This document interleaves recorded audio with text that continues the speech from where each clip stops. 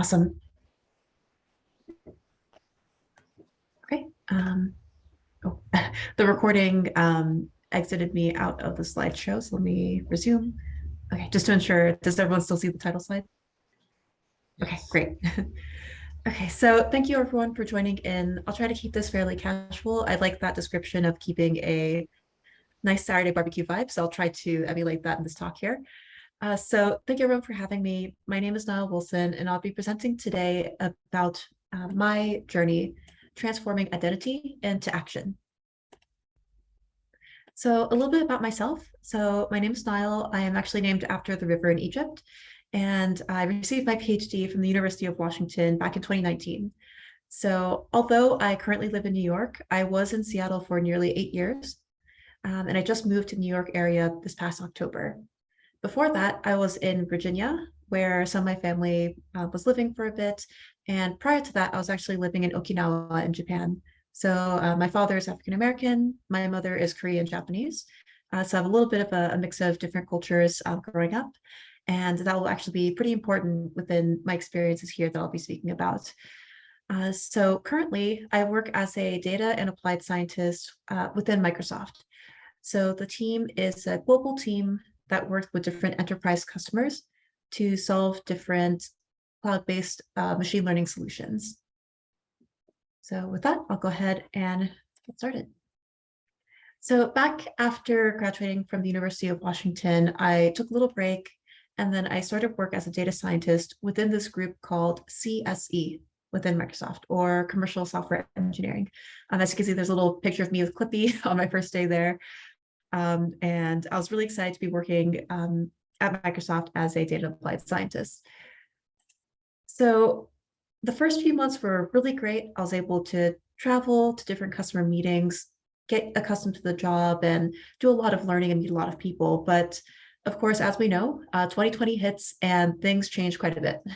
So that traveling for work, comes to a stop. I was actually in London when I was hearing about this news of this new coronavirus thing that was starting to happen. And then I learned on the way back that, oh, Seattle's the first place to have a confirmed case in the US. It's like, oh no, what's happening? So, after that started, then, things just changed drastically. I went from commuting to the office and seeing colleagues and communicating with the customers in person to living alone in my apartment and working within the same 500 square feet over time. And so as this was happening, there are a lot of other changes occurring in the world as well. So as we were seeing the fears from the virus increase, there's also a lot of increase in anti-Asian hate crimes as well, which was really quite scary, honestly, to see that that was happening in this day and age. But of course, there's always work to be done. And in addition to that, a few months later, there was a huge movement that really, gained momentum. So Black Lives Matter in the end of May and then the start of the summer of 2020.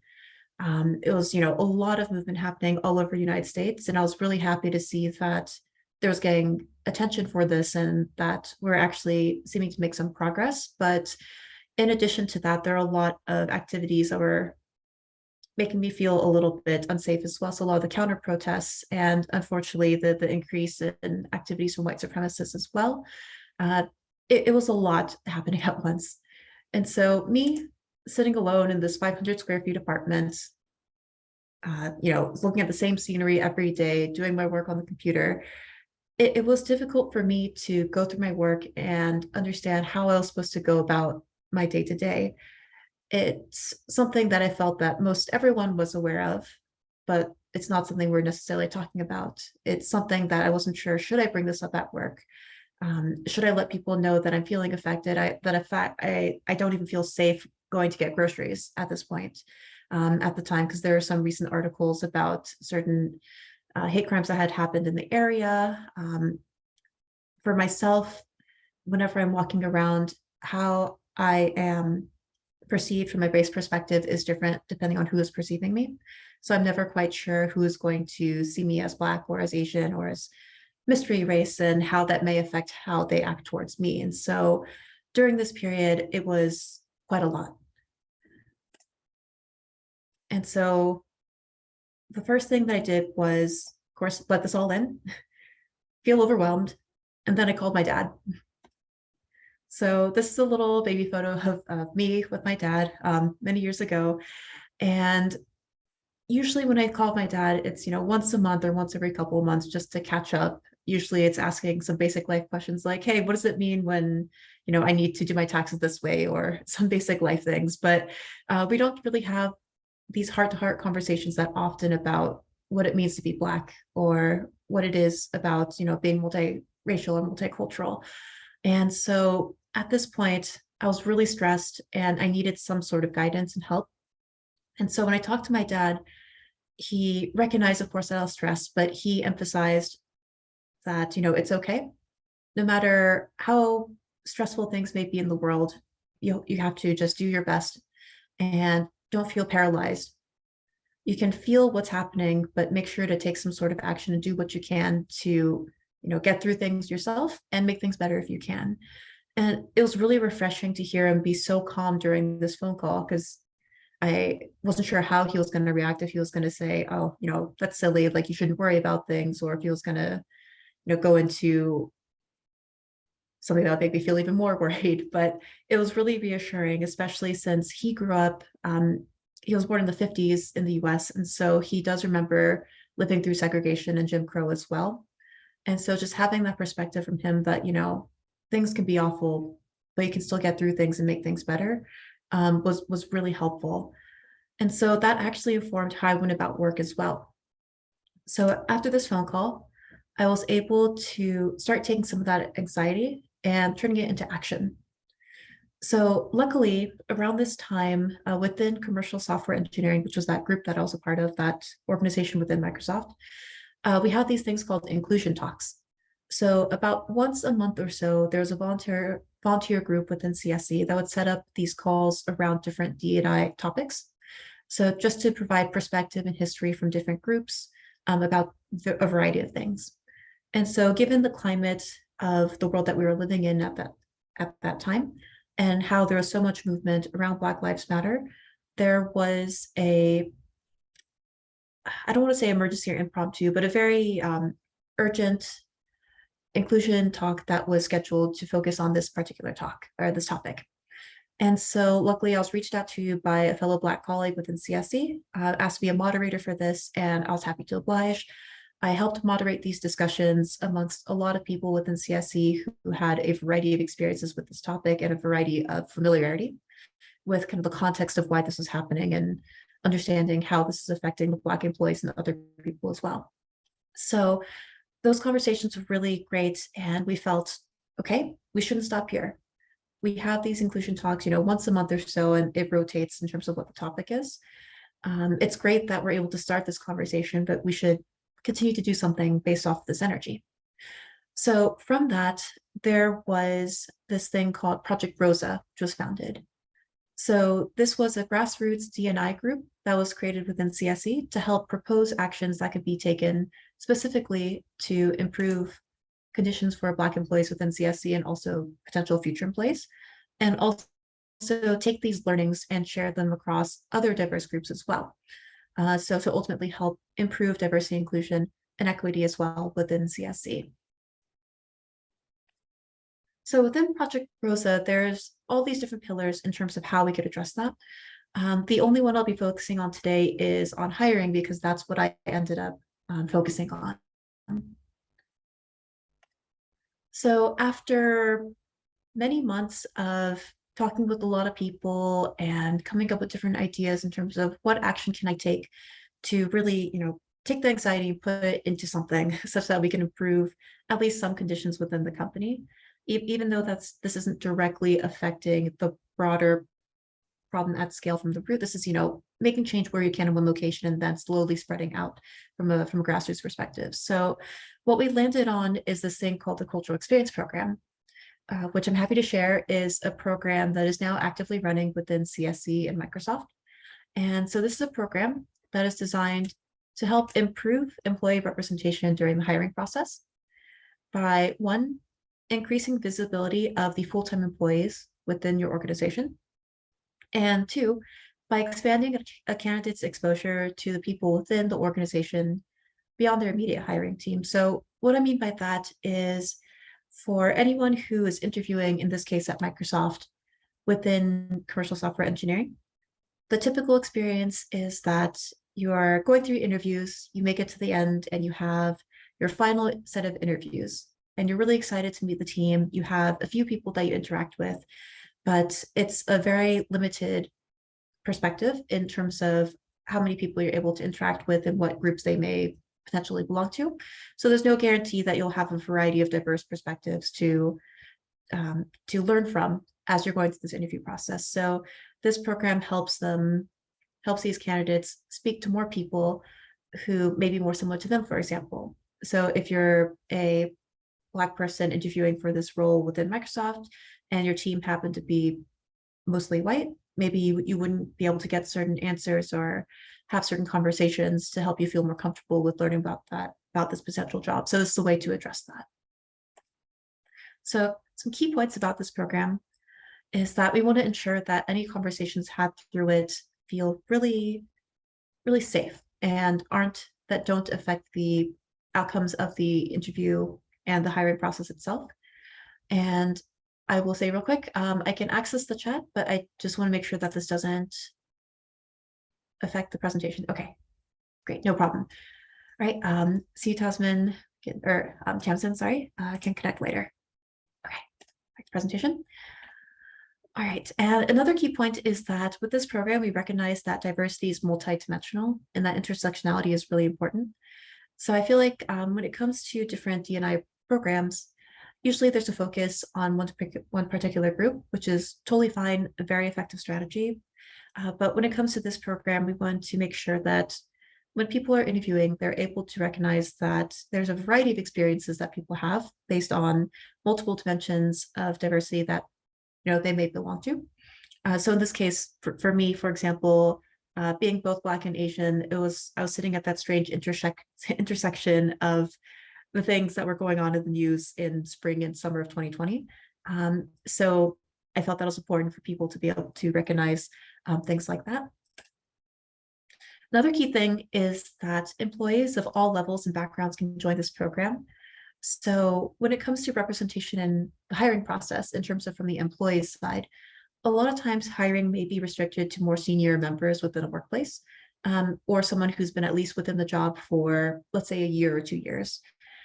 But this doesn't necessarily allow for consistent scaling from a diversity perspective. Sometimes you don't necessarily have the same set of representation within, let's say, entry-level bands versus senior bands. And if you want to improve that representation and diversity going all the way up the chain, then it'll be important to have this representation not limited to within that particular band. See, and on the next slide, I'll have some quotes just to show how this has really impacted some people that have gone through the program. But one of the key points was this is to help improve the sense of potential belonging and community for any candidates who can go through the program. And lastly, there's no matchmaking system needed for this. And so I see there's a few more points in the chat. Okay, no questions, so I'll continue. All right, so I'll take a moment here for people just to read these quotes real quick. These are real quotes from participants who've gone through the program and their experiences with it.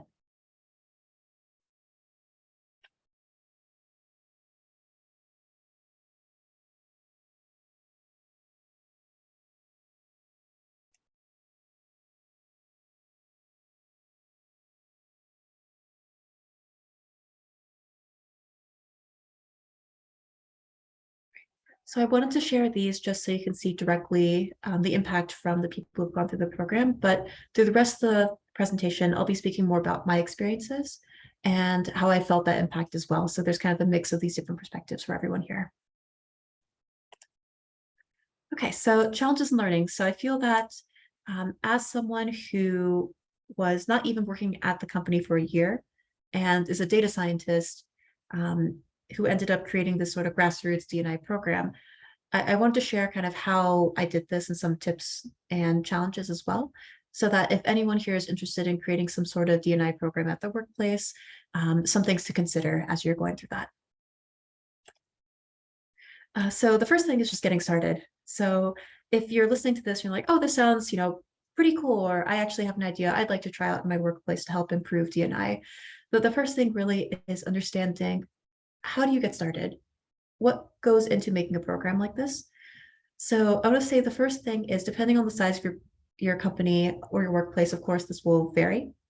And from my perspective, I was working with a fairly large company. Microsoft is pretty big. The organization itself that I was working in at the time was close to 800 people or so. But even with a smaller workplace, this is all so applicable. So I'll say first thing for getting started is just really understanding who to talk to. In my case, I was a data scientist within this engineering group, and I had a few contacts here and there through Project Rosa, but I haven't been here for many years. I don't have a huge network.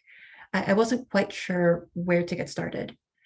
And so luckily, I had a few colleagues within Project Rosa who had been at the company for a bit longer, and they had a few people in mind in terms of who to reach out to. And so from there, it kind of spread into this larger network of, oh, I know this person who then knows this person who is, expert at this or is part of this department, et cetera.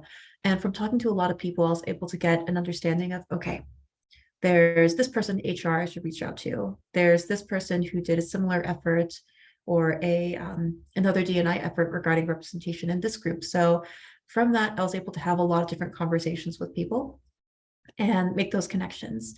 And that also allowed me to start understanding the workplace processes. So again, as someone who is not quite a hiring manager, I didn't have the full insight into that hiring process of the company. And so being able to connect with these people who are more directly involved allowed me to really get a better understanding of what the processes were, and help make even further connections. And so that actually leads into my next point, which is about understanding limitations. So when it comes to building programs for diversity inclusion, or for anything really, there's a few things you need to keep in mind. So of course, it's good to look up what exists currently, and no need to reinvent the wheel. If there's something that exists already within your organization, you can always tack on to that, reach out to people who are actively working on it, see if you can improve it or expand it. But if your idea is different enough, then you might need to consider what specifically needs to go into the program from a compliance standpoint. So when we're talking about diversity and inclusion, usually that includes some fairly personal information. And so whenever you're handling any sort of personal identifiable information, especially from your employees, your coworkers, or from people who are external to your company, such as candidates who are interviewing for a position at your company, you need to be careful about how you're handling that data. So if you have an HR department, privacy department, you can definitely rely on them. If you don't, there's definitely documentation out there on the web in terms of standard practices that vary per country, per region, et cetera, in terms of what needs to be considered. But that's something to keep in mind when you're developing any sort of program in terms of how you are communicating or storing any sort of information. And so in my case, when I was actually thinking of something to address hiring within the organization at first, the cultural experience program wasn't our first thought. There was actually something else we thought of first, to see if we could maybe try to identify potential biases in hiring decisions. And after coming up with this long proposal and really thinking through it and feeling good about our proposal, we sent it over to the appropriate parties to see if it was something doable, what the implications would be. And we were essentially told, this would be very difficult to do. And at that point, we had to stop and reevaluate and be okay. We put a lot of work into this, but that's okay. Ultimately, it's not the specific method that matters. It's more about the final outcome. And so with that in mind, we're able to revise, and able to restructure our thoughts to land with the program that we have currently, which in my opinion is much better than the initial thought that we had. And so the last thing that I really want to get across here is that when it comes to creating any sort of D&I program, or anything really, when there's multiple stakeholders, things can be a little bit tricky. So a stakeholder in this case can be people who are interested in helping out with the effort, but have very different ideas. or come from very different roles. It can also be people like your HR department or privacy or hiring and things like that. So there's a lot of different people with a lot of different perspectives who are joining in these calls and these communications. And sometimes it can be difficult to run effective meetings if not everyone's on the same page. So what I found really helpful, and I noticed this quite immediately actually, is once I included a specific agenda and had like a couple sentences for context and goals within the meeting invites, that really helped clarify kind of what the purpose of that meeting was. We're able to just, hit the ground running. And if things start to derail, I can just point back to that and say, that's a great idea. Let's hold off on that discussion. Let's focus back on this point here. And with that, I was able to help facilitate a lot of different discussions that had a lot of different people. And that actually led to sometimes some side projects kind of spinning off. Like some people within the audience, there are two people who are really, going back and forth, great ideas that were quite relevant to what we're talking about in that meeting. But they ended up syncing offline and then creating their own thing. And so, I was really happy to be able to do that with effective meeting running. And so this kind of ties back into the previous point as well, but being flexible and prioritizing that end solution rather than being caught on the specifics on the implementation is really important, especially as you learn new information and you learn new limitations, you have to make changes. It's good to feel that you're making progress and understand when there is a change that you need to make. It's not a setback. It's just, continued progress. And you should still feel proud about everything that you're doing. And, once you're at the end point and you have that final solution launched, you can feel, extra great about yourself, but don't feel discouraged when you have to scrap certain ideas. And last thing is order of communication. So this is something I learned the hard way as well. And this goes into working with multiple stakeholders, is that it's important to understand who is aware of who else already and know who to send the communication to first. So if you end up sending emails or questions to certain groups and you wait for responses and you hear back from one group and then hear back from another, you make changes based off of one group's suggestions and send to the other and are told to change it back, that can be a lot of ineffective use of time. So sometimes it makes sense just to take a moment and say, okay, who is likely going to ask for reviews based on something else and who's the final approver? So that's something just to keep in mind as you work through something like this. And so I wanted to share the timeline, kind of the journey that I had through creating this program, just to provide some context in terms of how long it took for this to come about and the fact that it wasn't necessarily a straight shot. So as a recap, back in June of 2020, Project Rosa was founded. So that was that grassroots D&I effort for Black employees within CSE, or commercial software engineering at Microsoft. So that was started off in June. By August, we had put together this proposal document for ways to standardize improved representation during hiring. And the cultural experience program was a small, actually it was like an alternative. It was listed inside as an alternative approach within the document, but people actually quite liked that idea. And so we ended up thinking about it. And so because it wasn't our initial idea, we had this other thing that was the primary, and this the cultural experience program was the alternative. We tried going for the other approach first, but that's that effort I mentioned earlier that we had to abandon. And so from August, November, work on this other thing, multiple months of work, and then we had to kind of restart. So again, try not to feel discouraged. We continued that work. And so by April, we had the official launch of this program within CSE. And so since then, we have continued to have the program within the organization and began the process of seeing if we could scale this beyond just our organization. So we can think of that as like a department just within the company. So trying to see if we can scale this across the program, across the company itself.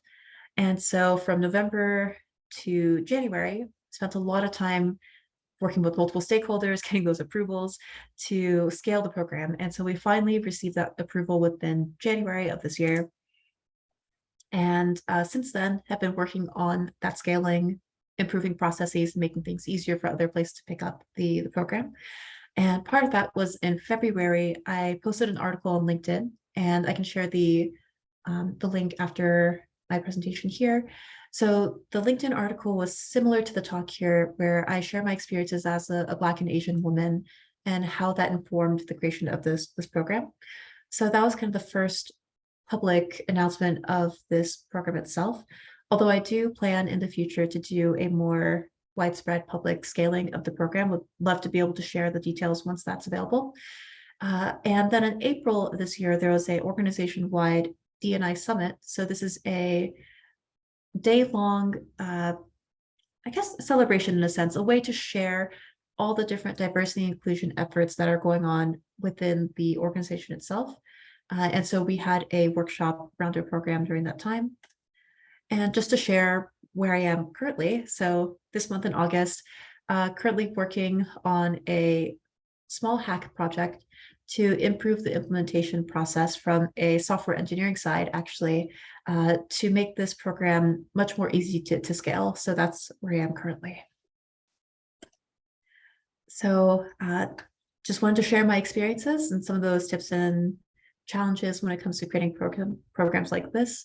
Feel free to connect with me on LinkedIn from LinkedIn and then Nile-Wilson, or email me directly at nile.wilson@microsoft.com. So I'm really excited to open this up to discussion and see if people have thoughts or any questions.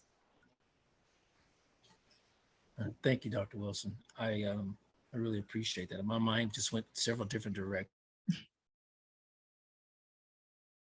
Oh, Tyrone, sorry, your audio cut out.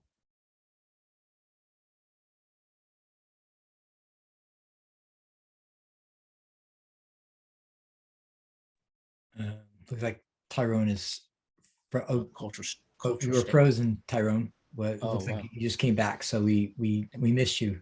You can just I need to start all over. Sorry. Well, all right, not a problem. Well, the key thing was, I'm thinking about companies that have their culture statements, diversity and culture statements, right? Mm-hmm.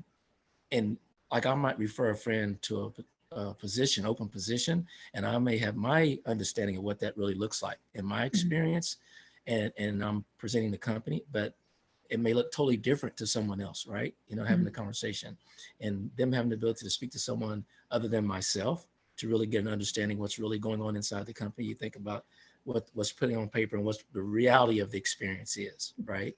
Is big. And then for the smaller companies, it's so challenging, right? Because you force yourself to have an open, transparent conversation about this is who I am, this is what I want for my company, and this is what I'm trying to build, and hoping that the person that you're aligning with that has that experience, that you're able to convince them obviously to accept the position to work with you. Mm-hmm. So that's where my mind went, but thank you. Thank you.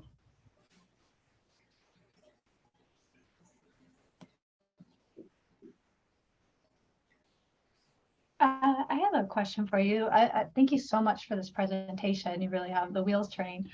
So because you're at Microsoft, which is a very large established organization, if you were to do it from the beginning, like a startup, what would you prioritize as the number 1, 2, and 3 thing that you would recommend for a startup to implement immediately? Yeah, I think for a startup, just full disclosure, I've not worked with a startup before, so take what I'm saying with a grain of salt. But I say, the more varied perspectives you have at in the first place to actually start ideating what to do, that would be really important. So I feel like being able to brainstorm, even if it's not for people who work directly within your startup, if you have any people in your network in general who come from a variety of different roles, work experience backgrounds, and also different cultural backgrounds and gender expressions and everything as well. If you get a group of diverse people together to really think about, okay, in this particular situation, what is our goal? What is the end thing that we envision for this company? And let's say, for example, we want to represent the people that we serve within our workplace. Like we want our workplace to represent who it is that we'll be working with. Then, you can think about that as an end goal and then think about what is currently blocking you from getting there. So I know that's very vague, but I feel like it's so, each situation is so different. that I can't necessarily say, okay, start with this one particular thing. Of course, greater representation within your workplace is a great place to start. But that in itself, of course, is a question, like, how do we get to that point? Thank you. Thank you.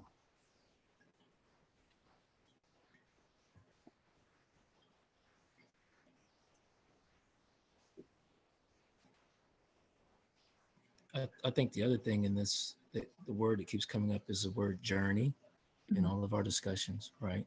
Is that you to realize this is a journey, and when you set goals and that you want to make, to give yourself a little grace and use your network to support you along the way.